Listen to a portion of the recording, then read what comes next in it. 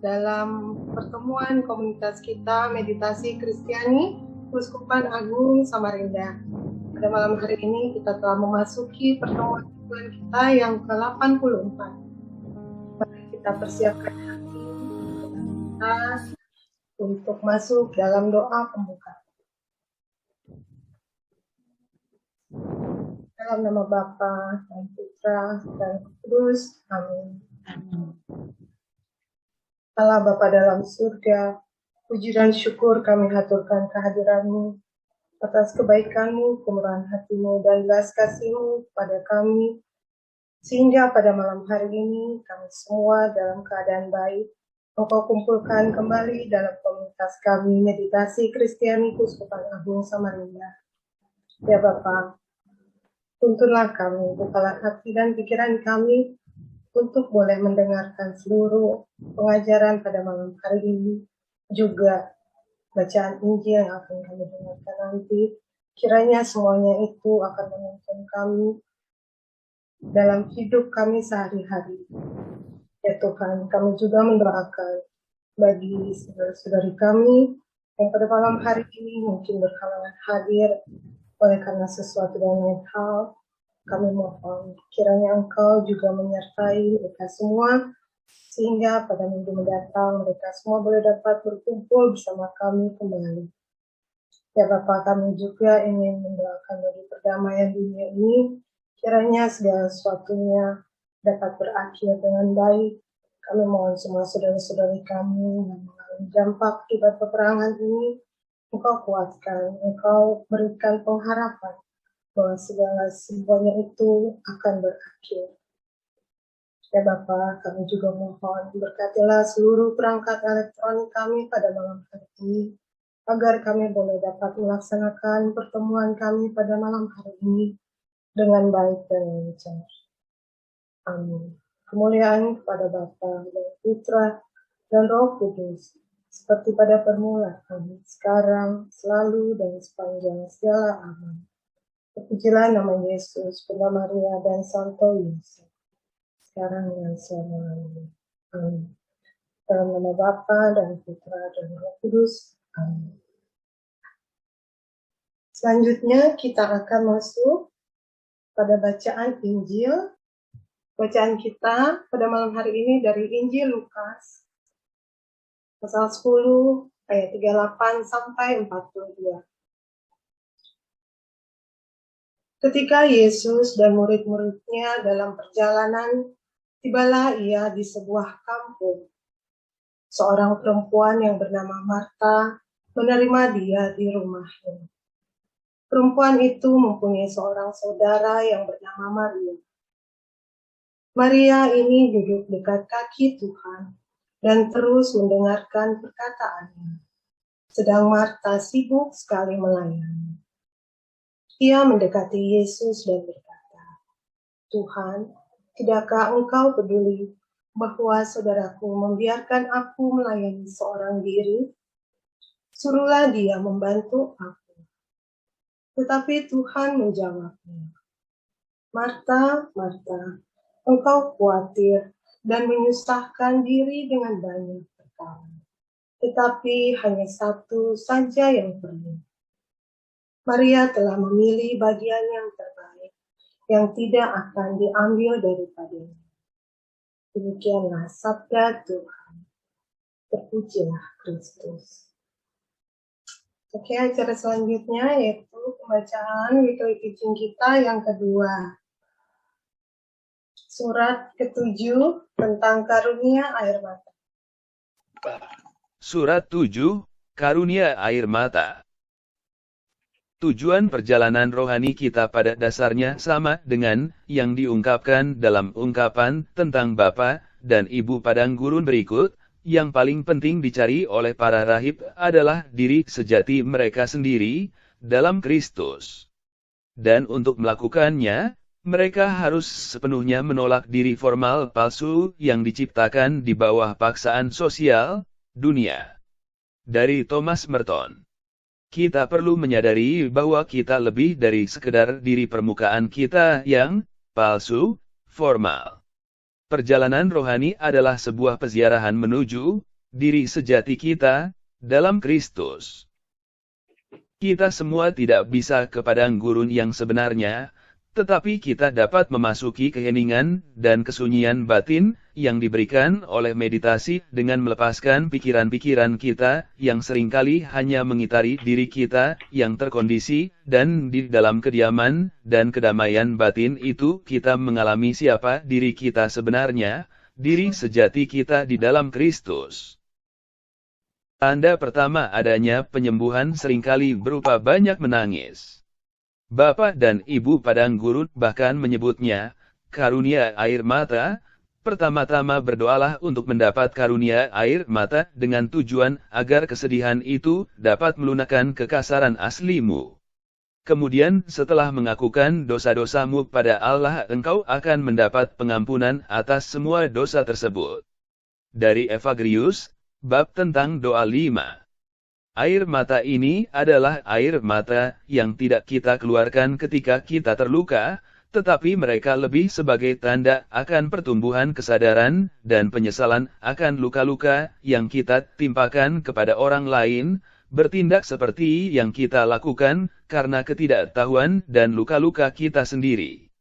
Pengetahuan akan keterlukaan kita dan kita melukai orang lain merupakan langkah yang paling penting di jalan penyembuhan ini. Santo Paulus bahkan menyebut penyesalan, pertobatan sebagai baptisan pertama. Anda dibaptis dalam air mata Anda. Pentos, akar kata Yunani dari kata pertobatan berarti sedih dan berduka.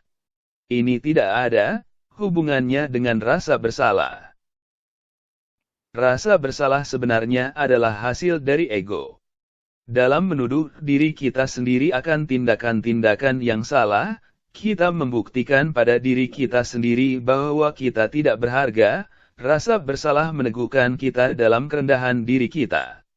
Bukannya menyembuhkan dan memaafkan, kita malah kuat mengakar dalam penolakan diri kita yang merusak. Namun, penyesalan yang sejati membawa pada pengampunan seketika, seperti yang dibuktikan oleh ungkapan di atas. Tidak ada keraguan dalam benak para bapak padang gurun mengenai hal itu. Seorang rahib tua ditanya oleh seorang serdadu, apakah Allah menerima pertobatan? Jawabannya, katakan, nak, jika jubahmu robek, apakah engkau membuangnya? Serdadu itu menjawab, tidak, aku memperbaikinya dan memakainya lagi. Rahib tua itu berkata kepadanya, jika engkau mengampuni pakaianmu, apakah Allah tidak akan berbaik hati pada gambarnya sendiri? Vita Patrum. Baptisan yang kedua menurut Santo Paulus adalah baptisan Roh Kudus, hanya mungkin terjadi setelah air mata kita melembutkan kekerasan hati kita, kekasaran kita, dan membantu kita untuk melepas keterpusatan kita pada ego. Kemudian selubung akan terangkat sementara dan kita diberi pengalaman diberi rahmat, diri sejati kita dalam Kristus, ketika kita menjadi sadar dan terbuka pada pengaruh Roh Kudus yang mengasihi dan menyembuhkan, yang membanjir ke pusat kita yang sejati. Inilah saat yang mengubah hidup. Kim Nataraja. Oke. Mohon maaf, Bu Lisa, tadi saya terlempar. Iya Ibu Nunu, nggak apa-apa Bu. Syukur Ibu udah balik lagi ya. Baik, bacaan sudah kita dengar ya. Ini sangat bagus sekali. Itu masih berkaitan, ada benang merah dari bacaan-bacaan kita sebelumnya. Kalau dari apa yang saya tangkap, bahwa bacaan ini adalah merupakan sebuah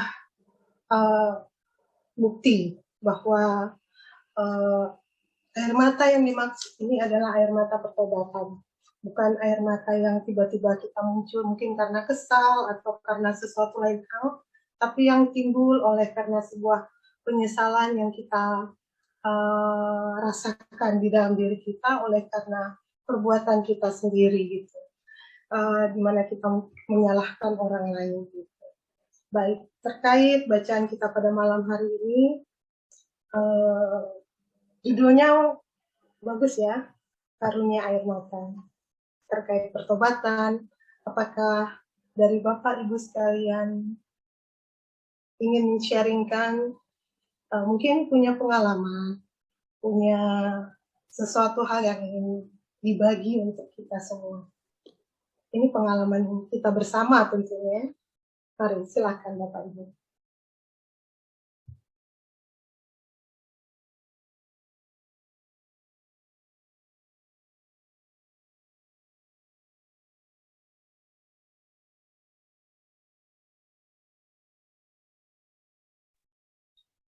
Gimana?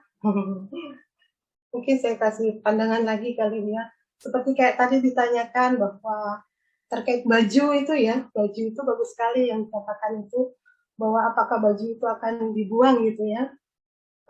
Bagaimana gitu tanggapannya ketika jubahmu robek? Apakah engkau akan membuangnya? Ini merupakan pemikiran bahwa seperti apa sih Tuhan itu terhadap kita gitu. Jadi apakah Allah menerima pertobatan ketika ditanya gitu. Dia mengatakan bahwa jika jubahmu robek, jika kita berdosa gitu ya, apakah kita akan dibuangnya gitu ya misalnya. Tapi Serdadu itu mengatakan bahwa aku akan memperbaikinya dan memakainya kembali. Demikian juga yang dikatakan oleh Rahib itu, jika engkau mengampuni pakaianmu gitu, apakah Allah tidak akan berbaik hati pada gambarnya sendiri? Luar biasa ya. Mungkin Bapak Ibu sekalian punya pengalaman gitu. Silakan. Selamat malam Bu Lisa. Selamat malam Bu Lisa. Baik. Bu Nunu dulu mungkin ya Pak. Baik. Mohon maaf, Bu Lisa pernah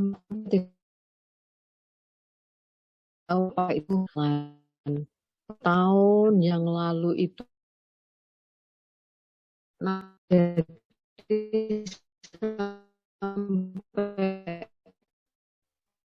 beberapa bulan saya tidak bisa melakukan meditasi. Akhirnya konsultasi dengan Romo, saya mengatakan, dan setelah Paskah itu saya ketemu Romo Ping, terus Romo mengatakan,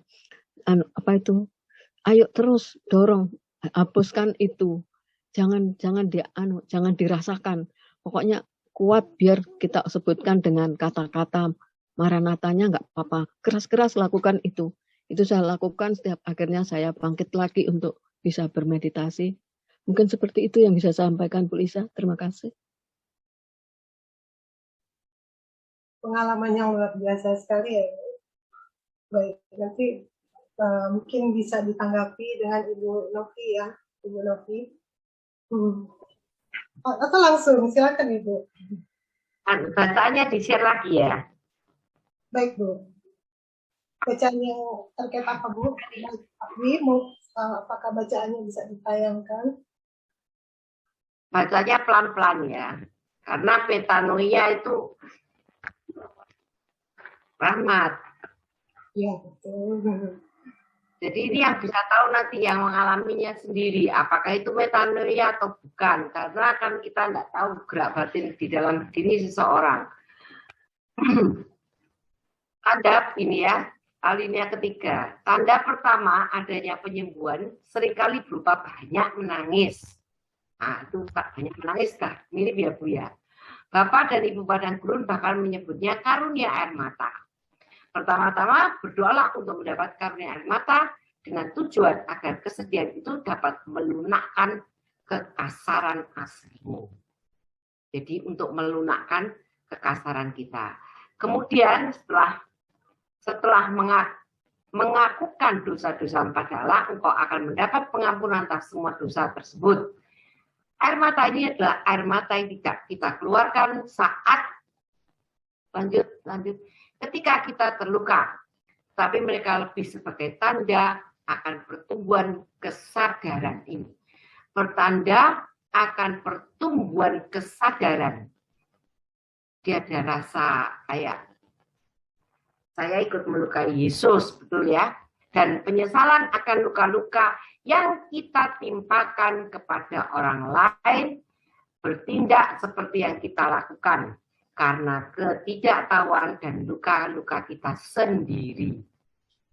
Pengetahuan akan keterlukaan kita dan kita melukai orang lain merupakan langkah yang paling penting jalan penyembuhan.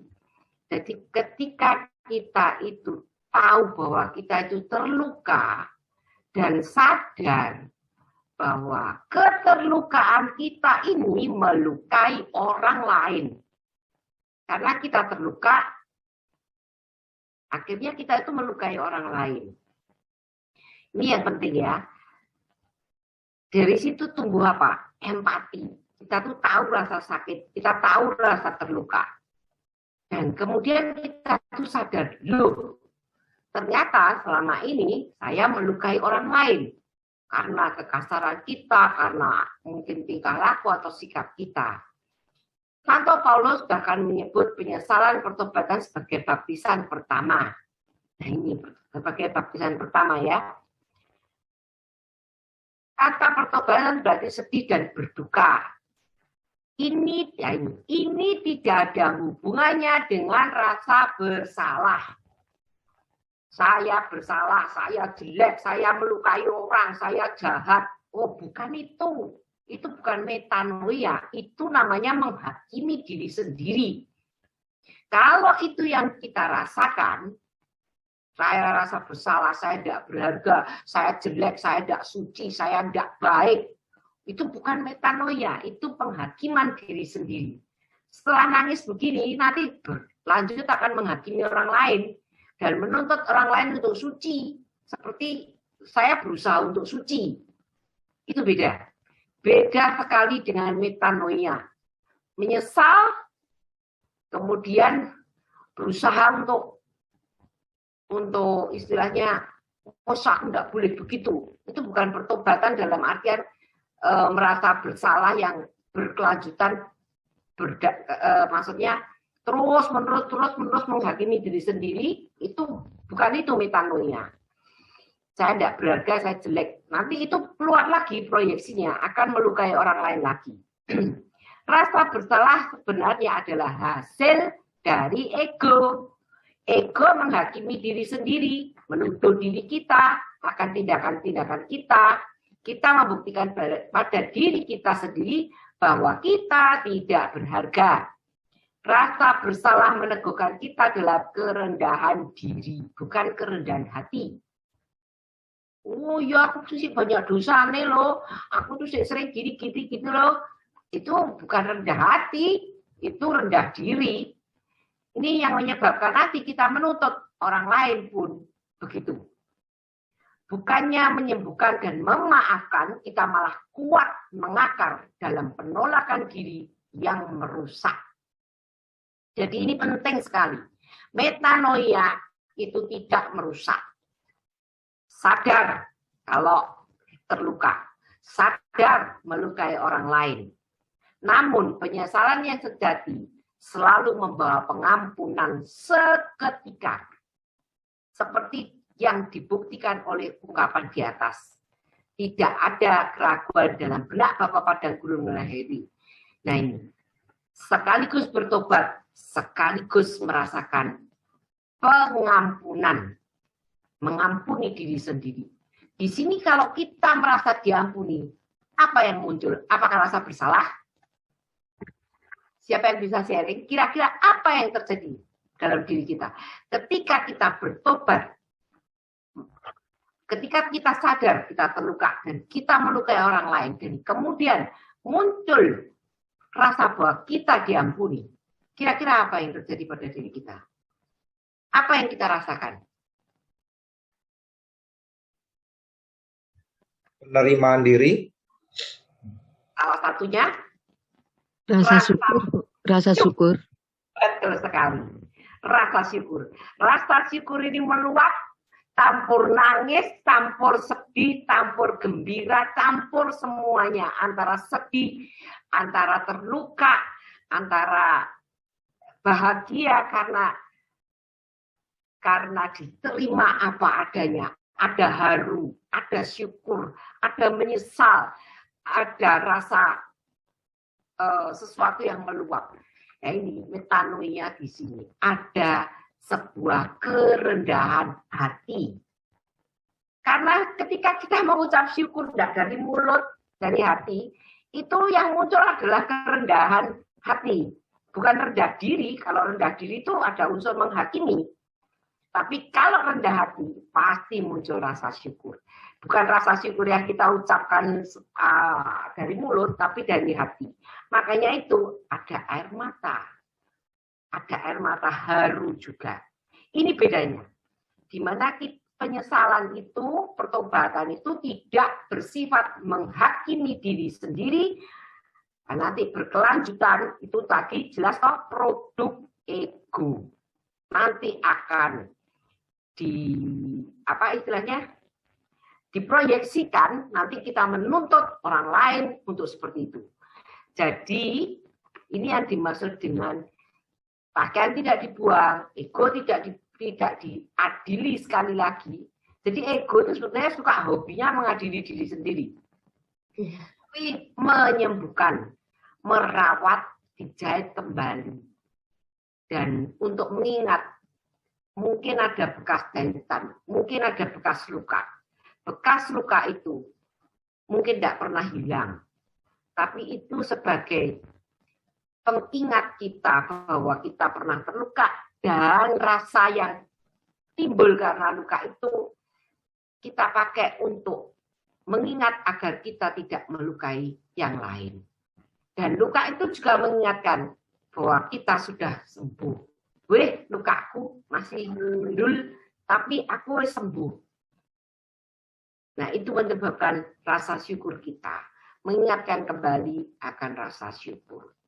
Nah, ini yang membuat kita biasanya keras hati, tidak bisa mengampuni, tidak bisa selalu mengadili diri sendiri dan nanti ke orang lain. Ini sikap kekerasan hati kita, kekasaran kita. Ini yang akan terlepas. Kita makin lemah lembut karena kita tahu, tidak apa-apa, salah lagi, sekali lagi, 70 kali 7, bangkit lagi. Tidak perlu malu, tidak perlu jaim, tidak perlu pencitraan, apa adanya, tapi juga jangan anggap dirinya jelek. Kita sangat berharga. Nah, ini yang dimaksud dengan kita pengalaman ini dari Allah ya. Kemudian selubung akan terangkat. Dan ini selubung ego akan terangkat. Dan kita diberi pengalaman, diberi rahmat diri sejati dalam Kristus. Ketika kita sadar dan terbuka pada pengaruh Roh Kudus yang mengasihi dan menyembuhkan, yang membanjir ke pusat diri yang sejati. Itulah yang mengubah hidup. Karena kita tahu rasa sakit, kita ingat rasa sakit, kita ingat tidak akan berusaha berempati terhadap sesama akan rasa sakit itu. Dan rasa sakit itu kita ingat bukan untuk nguak-nguak masa lalu, tapi untuk ingat bahwa kita sudah disembuhkan. Rasa syukur itu sebagai ingatan bahwa kita harus selalu bersyukur. Kira-kira begitu. Jadi ini jauh sekali bedanya dengan penyesalan yang model penghakiman. Moga-moga jelas. Mungkin Bu Nunu. Nggih, sembah nuwun Ibu. Terima kasih banyak Bu pencerahannya nggih. Bu Nunu yang meneliti sendiri apakah itu nampaknya atau tapi nampaknya beda. Tapi saya tidak berani menilai dan itu bukan area saya untuk menilai. Saya hanya membantu menerangkan bacaan tadi. Sembah nuwun Bu. Sembah nuwun. Luar biasa sekali. Tadi Pak Wi, silakan Pak Wi.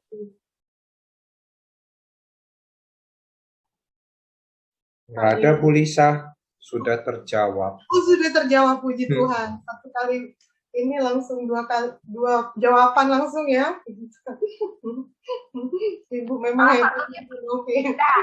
Pak Wi suruh jelaskan penerimaan diri. Tadi dia kan bilang ada penerimaan diri kan dari sikap ketika kita selain syukur Kemudian ada yang terjadi adalah penerimaan diri.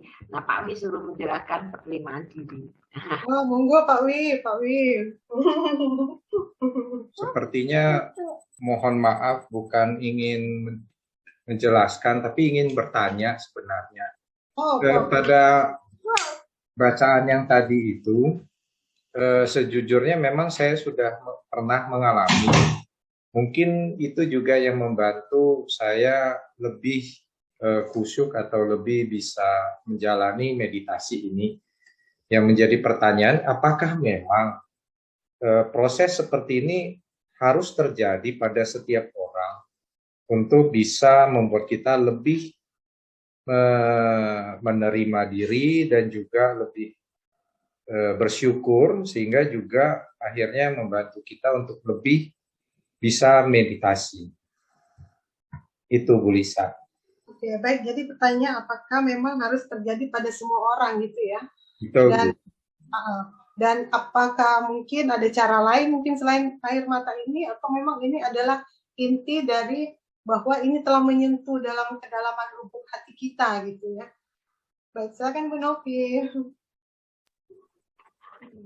Kalau di dalam meditasi Kristiani, metanoia itu sering terjadi, bahkan mungkin secara apa ya, mungkin saya nggak tahu persentase atau gimana, tapi kebanyakan mengalami metanoia. Tapi pertobatan itu kan tidak hanya dengan meditasi Kristiani, banyak sekali jalan menuju pertobatan. Nah, ada yang mengalami pergulatan batin macam-macam, ada yang pakai analisa kayak Ignatian dan sebagainya. Saya nggak tahu, saya sama sekali nggak tahu apakah ini harus terjadi pada setiap orang atau kepada mayoritas dari meditator. Kalau mayoritas dari meditator, iya. Tapi apakah harus? Saya nggak berani jawab. Karena pengalaman spiritual itu unik toh. Jadi istilahnya tiap individu akan mengalami hal yang seperti Tuhan rencanakan. Jadi saya tidak berani memastikan harus terjadi metanoia. Nggak berani saya. Saya sejujurnya nggak tahu. Tapi saya yakin ada banyak jalan, ada banyak cara menuju gerbang pertama, pagar pertama pada pertobatan. Terima kasih. Mungkin ada yang tahu, bisa jawab Bu Arum atau siapa mungkin yang tahu. Saya nggak tahu jawabannya. Mari silakan Bu Arum. Suster mungkin. Oh ya, ya. Silakan Suster.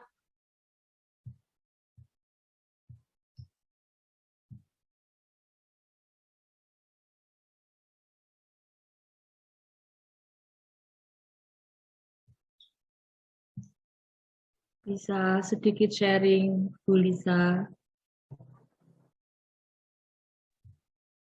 Silakan Bu Arum, silakan. Metanoia ya. Metanoia itu kan perubahan yang diawali dengan pertobatan.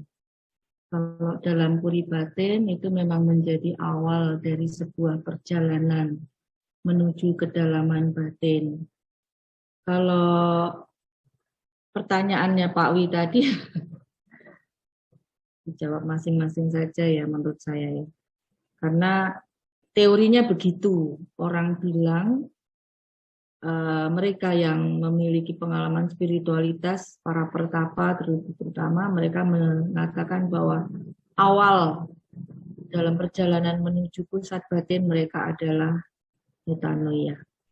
Jadi kalau dikatakan apakah meditator itu semua akan mengalaminya, ya pertobatan bisa saja dialami, tetapi ya seperti yang dikatakan tadi, bisa saja tidak melalui jalan meditasi Kristiani. Bisa juga dengan cara yang lain. Tapi yang jelas, pertobatan memang menjadi salah satu awal dari langkah serta pengenalan diri dan segala macam. Pengenalan diri, penerimaan diri, nah itu salah satu bagian dari pengalaman hidup rohani. Lalu untuk karunia air mata, saya nggak paham dengan itu air mata yang seperti apa. Cuman waktu tahun 2007, 2008, posisi saya ada di Mojokerto, lebih terutama di Celaket. Saya bertanya dan sharing dengan Romo Verbik, waktu itu masih bisa dihubungi telepon, mengenai apa yang saya alami. Romo Verbik lah yang pertama kali mengatakan itu karunia air mata. Dan kaitannya itu dengan hidup doa. Jadi ada sebuah integrasi, ada sebuah relasi yang mendalam diri dengan orang lain yang kita tidak tahu, itu betul-betul unknowing, itu betul-betul saya tidak paham, dan saya juga tidak mau mengingat itu lagi. Saya bukan pengajar, saya bukan guru, dan bukan apa. Kalau misalnya saya mau sharing, itu yang saya alami, yang real, yang bisa saya ceritakan, kadang-kadang yang bisa dibuktikan, kalau bisa dibuktikan, kalau tapi misalnya pun tidak, itu masing-masing orang tidak sama pengalamannya, tapi saya meyakini, oh ya, sudah ada pasien, ada melahirkan, buka 5 sudah, tapi semoga ada teman saya asisten nanti bentar lagi datang. Yang jelas itu seperti menarik benang merah, jadi tidak satu peristiwa kita bisa menyimpulkan, tapi akan ada peristiwa-peristiwa yang lain yang membawa kita kepada pemahaman dan kebijaksanaan. Jadi itu bukan satu rangkaian peristiwa, satu. Kita akan menjadi manusia rohani berikutnya setelah itu. Apakah kita akan menemukan jalan keheningan, entah itu meditasi, entah kita menjadi seorang Lectio Divina, entah itu menjadi seorang yang begitu sangat mencintai kitab suci. Mungkin kita memiliki banyak cara, jalan Tuhan memanggil kita untuk lebih dekat dengan Dia, gitu, mengenali Dia dengan jalan yang Dia tentukan sendiri. Dan saya lebih kepada menanggapi apa yang dikatakan oleh Romo Verbik saat itu, dia hanya mengatakan abaikan dan lakukan terus berdoa. Jadi saya menanggapi seperti ada air mata, memang saya suka sekali menangis. Tapi yang saya rasakan waktu itu tidak ada rasa, tidak ada penyesalan, tidak ada seperti kita merefleksi yang dalam, terus kemudian kita merasa bahwa kita bersalah, lalu kemudian kita merasa seperti perasaan yang dalam kekalutan ataupun segala macam, tidak. Tapi benar-benar air mata, rasa syukur yang terdalam, bukan sebuah sesuatu yang diungkapkan, yang mudah kita gambarkan seperti apa. Ya karena tadi saya bukan seorang analog yang bisa menganalisa, menangkap, bahkan banyak mungkin yang saya tidak ketahui. Tapi dalam diri saya mengatakan bahwa kita akan terbangun oleh peristiwa satu kepada hal yang lain, bahwa Tuhanlah yang membimbing dan menuntun kita. Jadi pengalaman itu kemudian saya dibawa pertama kali, yaitu jalan kecil Santa Teresa Lisieux. Makanya saya waktu itu begitu sangat dekat sekali dengan Romo Buyung. Lalu kemudian buku panduan kecil jalan menuju keheningan, lalu kemudian juga Puri Batin Santa Teresa Avila, buku saku Romo Siriakus Marian Dolu, dan itu menjadi pegangan hari-hari saya. Dan itu menjadi sebuah tuntunan.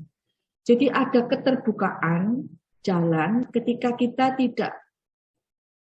tidak menjadi terpaku pada satu peristiwa itu, tetapi kepada hal-hal yang lain yang terintegrasi kepada sesama. Entah itu pengalaman di masa lalu, masa sekarang, maupun yang akan datang. Kita tidak tahu yang akan datang itu maksudnya yang seperti apa. Ya, aku juga misteri karena saat itu pun juga saya ngalir saja. Saya ikuti saja. Meditasi Kristiani saya kenal di Batu Malang dengan tujuan yang lain, tapi saya dapat itu. Lalu kemudian ketika saya kembali ke Samarinda, saya akhirnya ada rumah komunitas di sini, meditasi Kristiani. Jadi ini sesuatu hal yang memang ada kaitannya dengan anugerah air mata tadi, yang Romo Verbik katakan tadi. Jadi dari situlah saya peran diam, peran sederhananya di situ. Saya tidak terlalu banyak bertanya, saya tidak terlalu banyak mengulas. Dari pengalaman demi pengalaman, bahkan saya tidak lagi menulis lagi.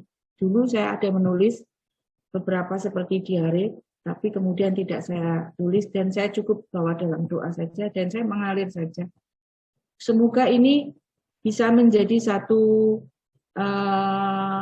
pengalaman juga meditator yang lain. Barangkali ini dialami, disyukuri, tetapi juga tidak terlalu tidak terlalu menggalinya, tidak terlalu gali banget gitu ya. Maksudnya apa Bu? Ya pokoknya mencereng itu terus gitu loh. Enggak, tapi kita berkembang. Jangan dianalisa. Ya, jangan dianalisa. Pokoknya wis dilakoni wae gitu. Dijalani saja. Nanti akan ada jawaban-jawaban di momen lain yang ini seperti menarik benang merah. Begitu. Ini mau dibawa kemana ini? Nah, gitu. Seperti kita menyelidiki, tapi sebenarnya kita nggak menyelidiki. Tapi batin kita tetap menangkap bahwa ini karya Allah. Ini kehendak Allah. Seperti kita mengampuni. Mengampuni itu adalah kehendak Allah. Kalau kita bisa mengampuni, itu bukan karena kita mampu mengampuni. Tetapi sebenarnya karena ada turut andil Allah di sini. Ya, kita bisa mempercaya atau tidak, itu adalah karya roh. Karena kalau karya roh kita nggak bisa masuk kalau masih dalam batas pikiran. Kalau level kita masih level permukaan, ya kita jangan memaksa diri untuk sampai pada pengalaman roh. Itu. Jadi itu saja sih dari saya. Terima kasih. Aku ngurus pasien sih ya. Terima kasih Bu Arum. Semoga baik-baik saja semuanya. Lancar. Ibu Novi mau nambahkan? Sudah komplit Bu Arum. Oke. Jadi jangan, betul katanya Bu Arum itu, jangan terlalu dianalisa atau dimikir nemen-nemen, karena kita kan dilatih juga di dalam meditasi untuk tidak terlalu menganalisa atau menilai atau menghakimi atau membanding-bandingkan. Di dalam meditasi itu semua kan dilepas, itu semua pekerjaan ego. Nah, nanti akhirnya kita bisa menerima segalanya apa adanya seperti yang dikatakan Brother Wianto tadi, menerima diri apa adanya. Baik, bagus sekali ya semuanya. Mungkin sedikit dari saya, dari pengalaman saya sendiri saja, saya ingin memberikan tambahan sedikit kalau terkait diri saya, bahwa pertobatan itu bukan hanya sekali dua kali aja kita lakukan.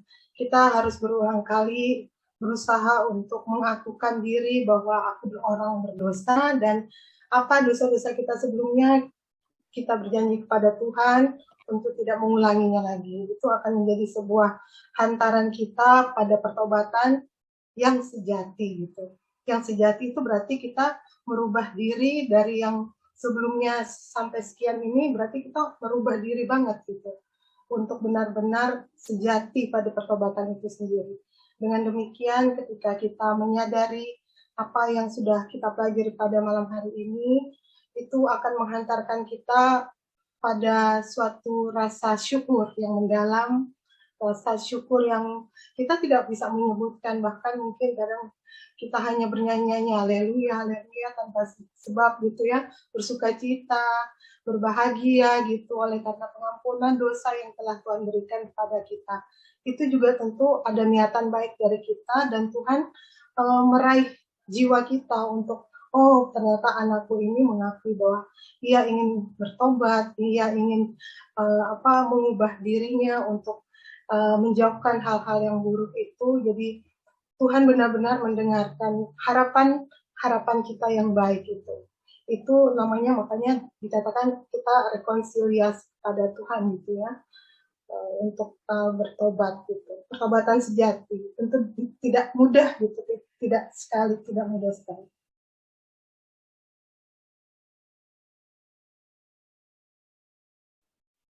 Bu Lisa, Ya, silakan Pak.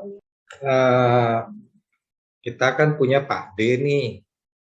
Saya juga yakin hampir setiap meditator seperti yang tadi disinggung oleh Bu Novi, Mungkin ya dengan ketekunan kita bisa mendapatkan karunia air mata itu. Mungkin bisa nggak ya kita mendengar dari Pak D? Pak D kan suka bikin orang mengeluarkan air mata. Apakah Pak D sebelumnya sudah? Mungkin ada baiknya Pak D bisa share ya untuk saya bantu saya spotlightkan Pak D. Silahkan Pak D.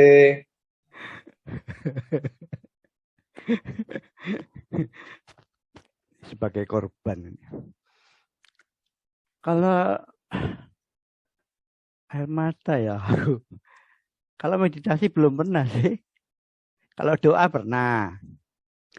Artinya doa rosario, kerahiman itu pernah. Tapi kalau meditasi kok belum pernah ya. Kemudian untuk Bu Novi metayon apa? Meta apa tadi? Metanoia. Metayona. Metanona. Itu apakah sebelumnya mengalami pertobatan ya? Artinya gini, berbuat salah, kemudian setelah berbuat salah, kemudian menyadari, setelah menyadari baru bertobat. Nah itu apa itu prosesnya ya Bu Novi kira-kira? Nah, metanoia itu terjadinya tanpa kita menyadari Pak Prajoto. Jadi tidak kita pikirkan. Yang disembuhkan itu justru luka-luka yang lama sekali. Yang dulu kita mungkin masa kecil pernah dimarahi, merasa diperlakukan tidak adil, atau masa kecil pernah dibully atau ditertawakan. Dan bahkan kita mungkin sudah merupakan peristiwa itu yang disembuhkan.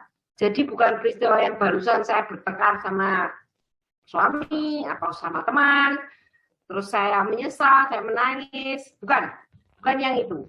Metanoia adalah yang disembuhkan itu adalah masa lalu kita.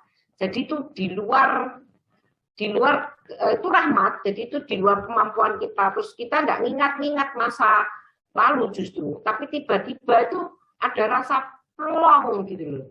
Nah itu sebetulnya luka masa lalu kita yang disembuhkan. Jadi seandainya nih, saya tidak suka sama teman saya waktu SD, karena saya pernah dibully. Saya reuni tidak pernah mau ikut, segala macam tidak mau, grup SD tidak mau. Kemudian setelah meditasi ngalami metanoia, tiba-tiba diundang reuni katakanlah, ya ikut aja. Ketemu orang yang bully itu tiba-tiba hilang, tidak ada rasa marah, tidak ada rasa benci atau gimana, itu disembuhkan.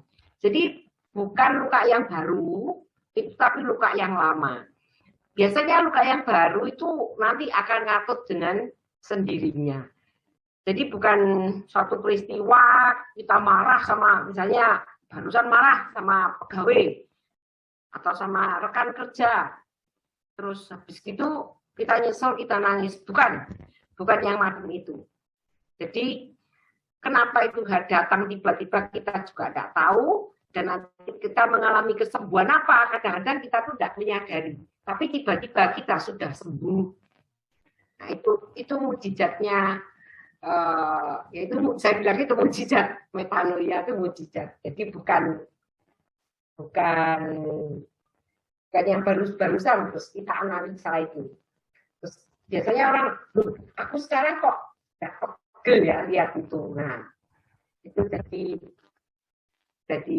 apa? Mungkin kayak ada luka batin sama orang tua. Dulu orang tua kita nganggap orang tua kita itu mungkin selalu menuntut. Kemudian kalau sekarang lihat, oh itu enggak apa-apa kayak gitu loh. Semacam itu. Jadi bukan yang baru terjadi. Semoga jelas ya. Ada yang enggak. Jadi anu ya Bu Novi ya, metanoia berarti kita nggak sadar berarti kalau kita mengalami metanoia itu nggak sadar berarti ya. Nggak sadar. Nanti kita menangis itu biasanya nggak tahu sebabnya apa, terus nggak tahu apa, nggak ada sedih, nggak ada apa, tapi ada rasa syukur. Tapi kita nggak tahu kok nangis. rasa syukurnya itu kok membuat kita tuh nangis gak karuan kayak gitu loh. Jadi bukan dipikir-pikir, bukan direnung-renungkan, tapi itu meditasinya biasanya beres terus. Mungkin bisa di dalam doa bisa, tapi kita nggak tahu karena apa. Bukan karena memandang salib terus nggak terharu berebes, bukan. Ya nggak bayangnya apa-apa, ya nggak ingat apa-apa, ya nggak, kan masa lalu itu nggak, yang terjadi itu nggak ingat kita.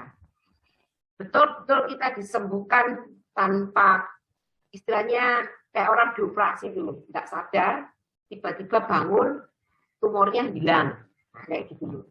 Nangisnya tuh kayak gitu. Ada luka yang disembuhkan. Nanti kadang-kadang kita sadarnya tuh setelah beberapa saat, setelah beberapa waktu, aku udah pegel ya dia orang itu, nah gitu loh. Kayak gitu misalnya. Saya ketemu teman saya SD, itu dia dulu saya pegel setengah mati karena sering dibully. Ketika reuni tiba-tiba saya kok cuma tertawa, nggak pegel. Dulu saya benci lihat ya, kayak gitu loh. Ini sharing pribadi saya. Saya dulu kecil sering dibully sama teman saya, dilempar ular-ularan, makanya saya nggak suka reuni. Tapi ketika setelah bermeditasi dan mungkin metanoia, mungkin juga ketika reuni saya ketemu teman saya itu sekarang jadi pendeta, saya cuma tertawa saja. Loh, kamu kok bisa jadi pendeta? Dan saya nggak pegel sama sekali sama orang itu. Dulu kalau ketemu itu kira-kira pengennya tak jotosi. Karena sering aja, sering beli, sering ngolok-olok gitu. Nah kayak gitu. Ya itu kan tiba-tiba. Saya nganggap dia itu kalau ngomong nggak bermutu, munafik. Saya menghakimi terus. Kalau ada anak itu saya nganggap dia itu kayak orang, kamu tuh munafik, pendeta omongan kayak gitu. Tapi kayak menghakimi terus. Tapi setelah ya itu saya melihat tuh malah bisa bergurau. Jadi lukanya disembuhkan. Yang macam-macam kayak gitu tuh. Ya. Makasih Bu Novi. Sama-sama. Makasih Bu Novi. Pak De, sudah Pak De? Gimana? Ya. Oke, mantap. Ada lagi Ibu Bapak yang ingin sharing? Puji Tuhan ya, ini semuanya tentang pertobatan, pasti kita mengalaminya juga ya. Jatuh bangun, kembali lagi, bertobat lagi gitu ya. Dan tidak sekali betul. Itu tidak sekali betul. Ya. Yang lebih dalam, itu. Berarti apakah bisa dikatakan dalam gereja Katolik itu dalam pengakuan dosa itu adalah semua merupakan suatu usaha terus-menerus yang diberikan untuk memperoleh pengampunan dari Tuhan gitu kan, ada berkat pengampunan dari Tuhan gitu ya, dari Romo gitu. Jadi ketika kita mengaku dosa gitu kan adalah usaha untuk bertobat gitu ya Bu ya. Jika dari kecil dibiasakan maksudnya. Gitu Bu, atau gimana? Relatif. Jadi relatif ya, tapi maksudnya dari ada yang pengakuan dosanya untuk biar dia merasa plong, sudah merasa lega, terus merasa kayak aku sudah suci sekarang karena sudah mengaku dosa. Wah, saya sudah baik sekarang. Bukan pertobatannya macam itu, tapi pertobatannya seperti Wiato bilang, menerima diri apa adanya. Pertobatan yang semacam itu. Jadi kondisi kita, bahwa kita bahkan mungkin akan berdosa lagi, karena ketidakmampuan kita, itu juga termasuk sebuah pertobatan. Tapi bukan berarti kita dengan sengaja mengulangi dosa kita, tapi kita itu sadar bahwa kita mungkin akan jatuh ke dalam dosa yang sama dengan mungkin porsi yang lebih berat. dengan keadaan yang lebih buruk, itu kita bisa berani menghadapi kenyataan itu, dan tanpa menghakimi diri sendiri, tapi juga tidak ya wes baik karpe aku nanti kan ya berdosa lagi seenaknya sendiri. Enggak. Itu di situ ada kerendahan hati bahwa kita tidak bisa mengandalkan kekuatan kita sendiri. Kita tidak bisa mengandalkan kemampuan kita sendiri. Saya jaga, saya tidak berdosa. Di situ itu usaha ego, pertobatan usaha ego.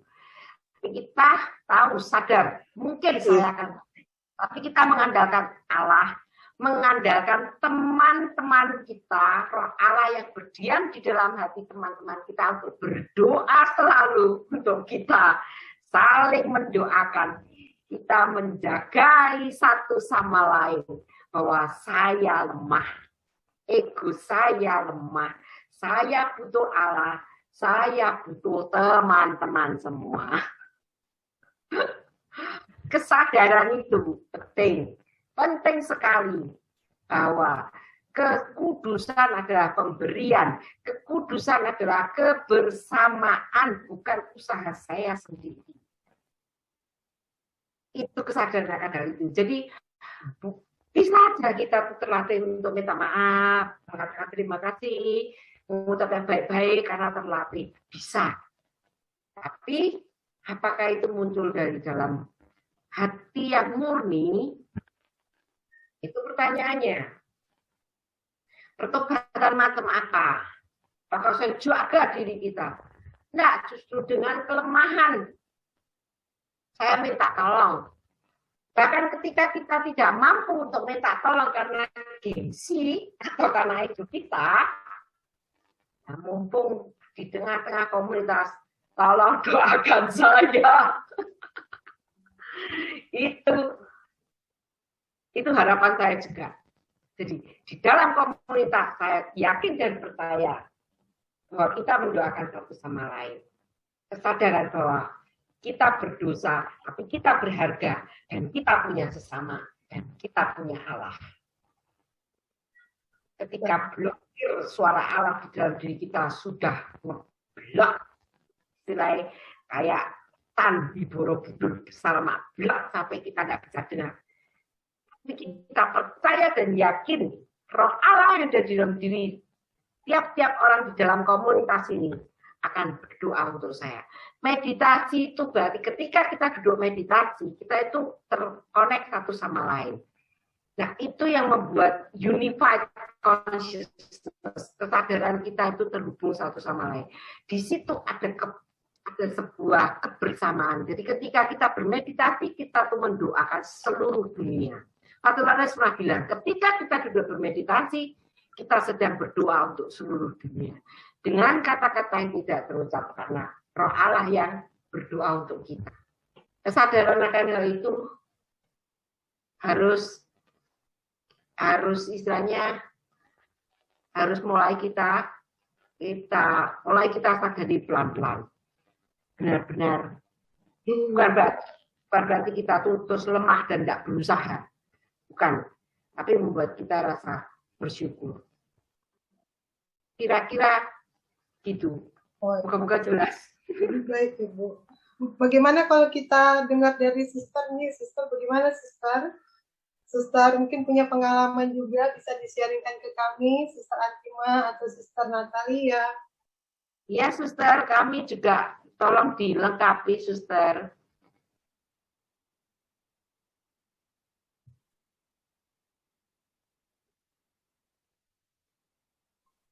Suster, mohon Suster. Ada dua suster nih, Suster Natalia Iya, sama Suster Antima. Ya, Suster Natalia sama Suster Antima.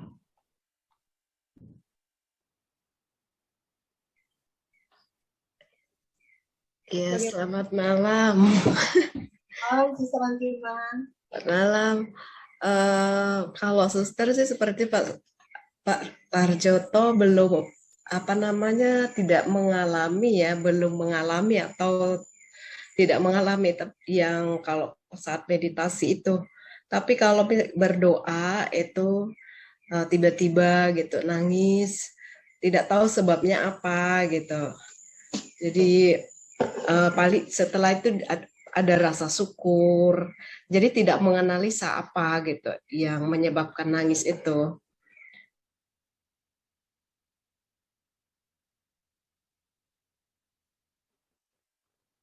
Begitu aja, Suster. Iya, pertobatan itu memang terus-menerus seperti itu.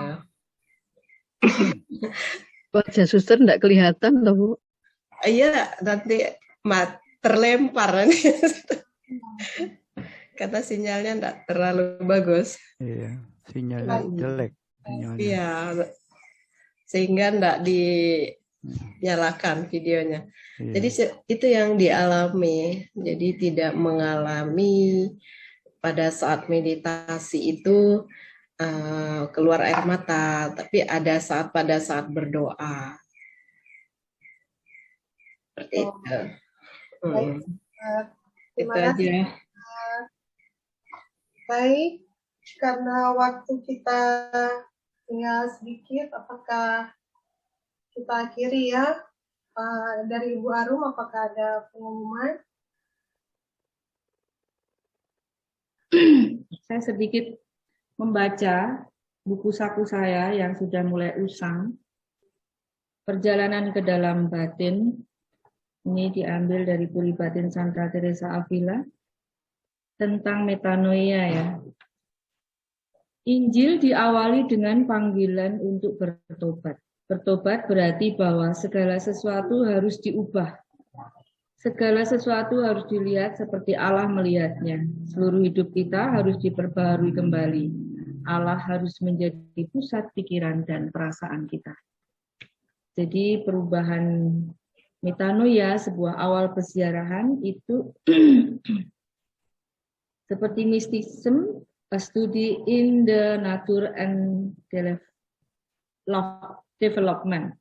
Bahwa langkah pertama perjalanan menuju kebahagiaan sejati dan kekal atau perjalanan rohani adalah bangkitnya kesadaran. Inilah metanoia. Jadi di sini tadi ada beberapa undangan yang peserta Sick Week yang ada di grup Sick Week Meditasi Kristiani Asri. Minggu ketiga tentang doa dan meditasi. Saya ingin menyampaikan kembali, mungkin ini satu pelajaran yang sudah berkali-kali didengar oleh para meditator yang sudah kawakan atau yang sudah lama, bahwa doa itu adalah suatu komunikasi dengan Allah. Berbicara, mendengar, berbicara, dan saling memandang, itu tahapan. Tetapi dalam meditasi ini kita belajar untuk mengenal kehendak Allah dengan Dia mendengarkan. Secara definitif saya tidak bisa menggambarkan bahwa seorang meditator atau secara meditasi adalah satu kemajuan dalam hidup doa. Tetapi itu bisa menjadi satu pilihan kita dalam upaya kita untuk hening, diam dengan cara yang sederhana. Dan metanoia adalah menjadi awal perjalanan kita menuju kedalaman batin kita, ya, menuju kesejatian diri kita, yang diawali dengan perubahan. Perubahan itu adalah pertobatan.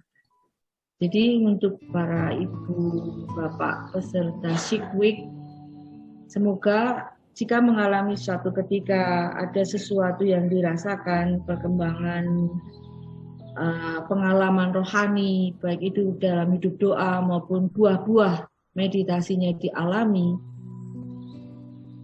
percayalah bahwa itu merupakan satu rahmat karunia Allah yang berikan sebagai bukti Dia mengasihi kita. Dia selalu menolong kita. Dia beserta kita. Dan kita sebagai manusia, ciptaannya, bukan lagi hamba, tapi kita yang diciptakan seturut citranya, kita membuka hati kita akan rahmat itu, barangkali boleh di-sharingkan boleh dibagi kepada orang lain lagi, kepada umat yang lain lagi, supaya jalan ini pun juga dikenal sebagai salah satu jalan doa. Demikian.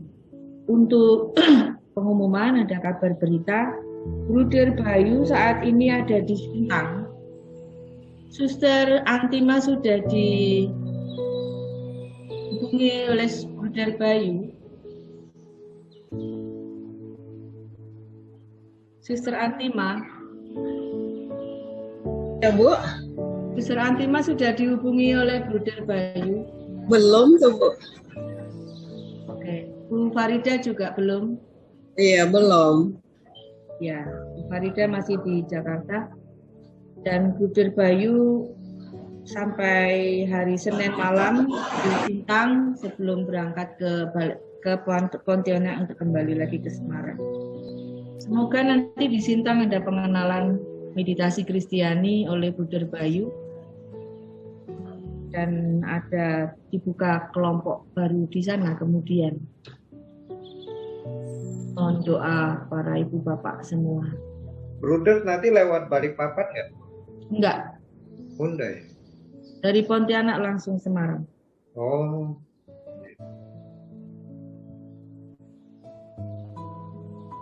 Kemarin sempat di Jakarta ya, tapi sempat ada delay pesawatnya. Jadi sempat Zoom meeting di bandara. Saya juga kaget juga di telepon. Udah makan belum? Udah bawa bekal. Wah, mengharu. Saya sudah kayak gitu tuh mengharu. Sama seperti karunia air mata, kita menjadilah jauh lebih peka. Semacam perjuangan para suster, para biarawan, para imam. Itu aja. Kemudian berjalan lancar urusannya. Jadi, monggo sudah sampai sini aja Bu, bisa. Oh ya, baik. Baik, terima kasih banyak Bapak Ibu sekalian. Terima kasih pengertian bahannya pada malam hari ini. Juga teman-teman sekalian yang telah bertugas. Terima kasih banyak Ibu Novi, Bu Arum, dan telah mendengarkan semuanya materi pembelajaran pada malam hari ini. Semoga dapat kita terapkan, renungkan dalam kehidupan kita sehari-hari. Mari kita bersedia untuk masuk dalam doa. Suster, Bapak Ibu sekalian yang terkasih dalam Kristus, mari kita mengakhiri pertemuan kita pada malam hari ini dengan doa penutup. Semoga kelompok meditasi ini menjadi rumah spiritual bagi yang mencarinya. Semoga keheningan ini menjadi kekuatan untuk membuka hati kami kepada citra Allah. Sehingga dengan demikian kami saling mengasihi, mengalami damai, berlaku adil, dan menjadi manusia yang bermartabat. Semoga keindahan kehidupan ilahi memenuhi setiap hati kami yang berdoa di sini dengan harapan dan kegembiraan. Semoga kami yang berdoa di sini dikuatkan oleh Roh Kudus untuk melayani semua yang datang dan menerima mereka sebagai Kristus sendiri. Doa yang sederhana ini kami ungkapkan dengan perantaraan Kristus Tuhan kami. Amin. Demi nama Bapa, Putra, dan Roh Kudus. Amin. Amin.